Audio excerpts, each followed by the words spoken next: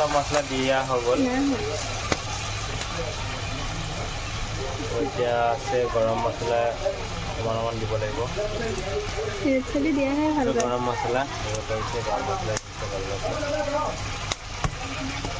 চলিটো দৈটো তো hello' guys আকৌ নতুন ৰেচিপি স্বাগতম জনাইছোঁ দেখিব পাৰিছে আজি মাংস আনিলোঁ ব্ৰইলাৰ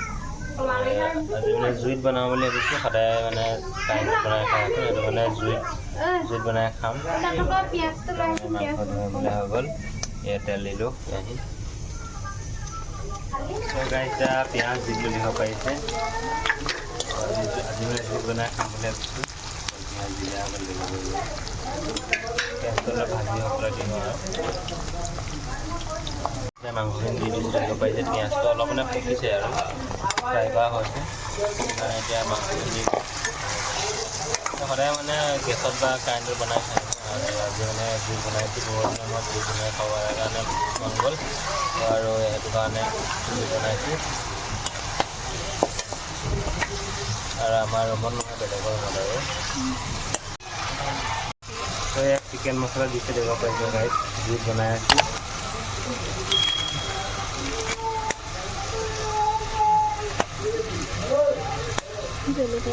রেড চিলি হয় রেড চিলি পাউডার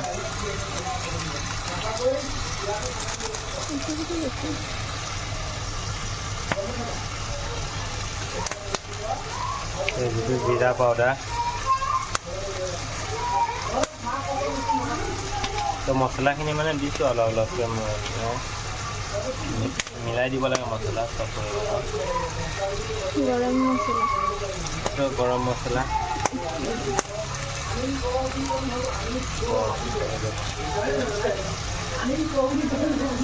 তেনেকৈ এইটো হৈছে মিট মছলা আকৌ দিছোঁ মছলাটো কম হৈছে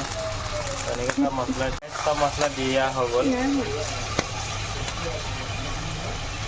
এতিয়া আছে গৰম মছলা অকণমান দিব লাগিব চলি দিয়াহে ভাল গৰম মছলা দিব পাৰিছে গৰম মছলা চলিটো দৈটো ৰেচিপি দিছোঁ বছ হৈ যাব ৰেচিপিটো দিলে মানে ৰংটো উঠিব এতিয়া তেনেকৈ অলপ দিয়া চব মছলা দিয়াৰ পিছত মছলাখিনি মিক্সিং কৰিব লাগিব যাতে সকলো মাংসতে যাতে লাগে আৰু চবতে যাতে মাংস মছলা সোমাই যায় এনেকৈ অলপ ফ্ৰাই কৰিব লাগিব তাৰপিছত আলু দিব লাগিব আৰু অলপ লৰাই মেলি দিছোঁ জুইত বনাই আছোঁ এতিয়া আলু দি দিয়া হৈছে দেখা পাইছে বনাই মাজতে আলু আৰু জলকীয়া ভালকৈ ফালি দিছোঁ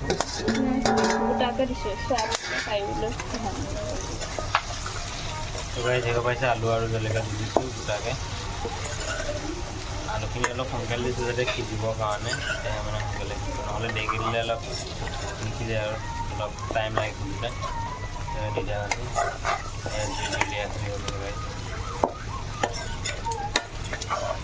আৰু এটা বস্তু দিব আছে আদা নহ'ল অলপ পাছত দিম আদা নহ'ল দি দিব পাৰিছে মাংস ফ্ৰাই হৈ আছে আৰু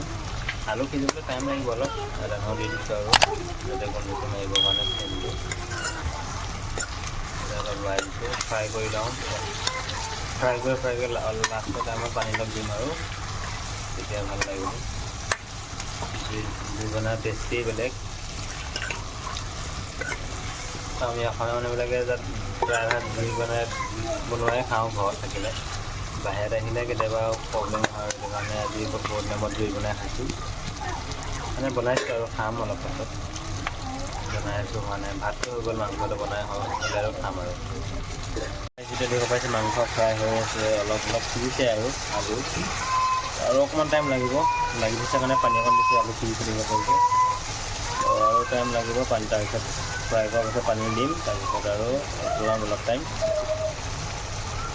ফ্ৰাই হৈ আছে এতিয়া পানী দি দিলোঁ দেখিব পাৰিছে বন্ধ কৰাৰ মাজতে পানী দিয়া হৈ গ'ল এতিয়া উতলি আছে অকণমান টাইম লাগিব আৰু উতলিবৰ কাৰণে তো তাৰপিছত হৈ যাব ৰেডি আমাৰ চিকেন কাৰী ৰেচিপি অলপ ঢাক মাৰি থৈ পিনে উতলাই দিওঁ ঢাক মাৰি দিওঁ ঢাক মাৰি দিছোঁ তাৰপিছত উতলিব দিওঁ অলপ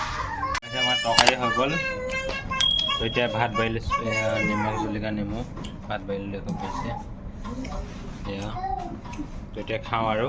আকৌ নতুন ৰেচিপি লগ পাম